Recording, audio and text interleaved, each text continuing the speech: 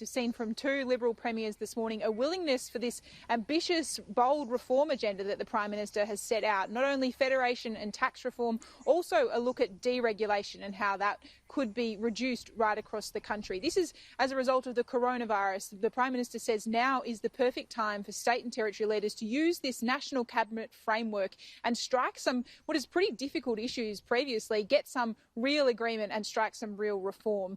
It's something, though, that not all states and territories may necessarily support. As we move to the other side of this crisis, a more ideological approach may emerge. But here's the Prime Minister and Gladys Berejiklian this morning, both wanting to see change.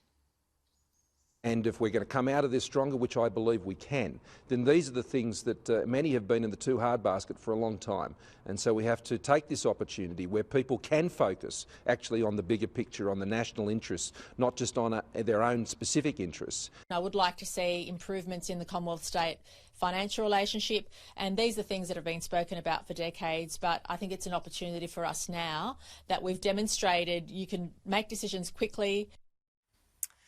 And Trudy, those industrial relations negotiations flagged by the PM yesterday in his speech between unions and businesses are likely to start in early June.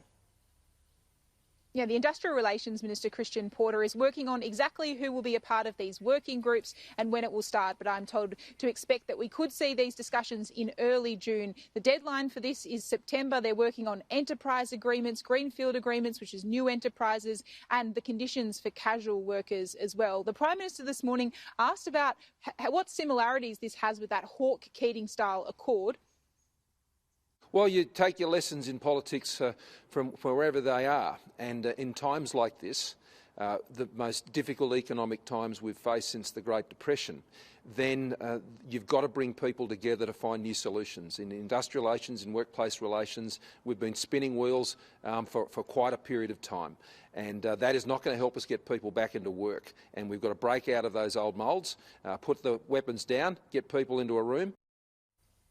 The ACTU Secretary, Sally McManus, says she has a genuine desire to sit down and see if they can come to an agreement with business groups. It's been a more sceptical approach, though, from the Labor leader. He says he just is sceptical about the record of the coalition when it comes to IR reform. You don't erase decades of history with a speech at the National Press Club.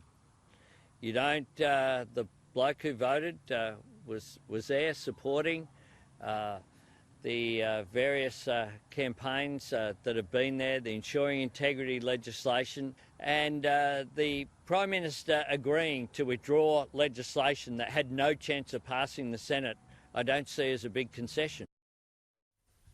The Prime Minister has given unions in business just 4 months to try and nut out this very complex policy area. He's even conceded, Annalise, that there is no guarantee that at the end of the day this will lead to any real policy change.